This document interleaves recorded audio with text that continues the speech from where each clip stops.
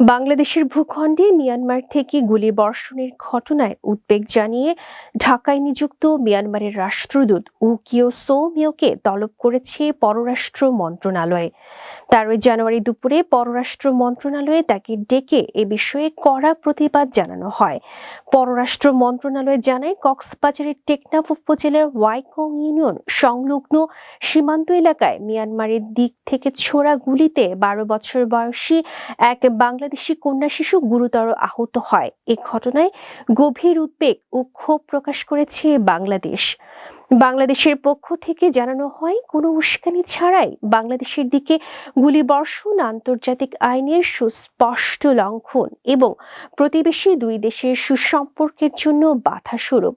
ভবিষ্যতে এ ধরনের সীমান্ত লঙ্ঘন যেন আর না ঘটে, সেজন্য মিয়ানমারকে পূর্ণ দায়ভার গ্রহণ এবং প্রয়োজনীয় কার্যকর ব্যবস্থা নেওয়ার আহ্বান জানানো হয়। এছাড়া মিয়ানমারের অভ্যন্তরে দেশটির কর্তৃপক্ষ ও সশস্ত্র গোষ্ঠীগুলোর মধ্যে যাই ঘটুক না কেন, তার কোনো প্রভাব যেন বাংলাদেশের জনগণের জীবন ও জীবিকায় না পড়ে, সেই বিষয়টি নিশ্চিত করারও দাবি জানায় বাংলাদেশ।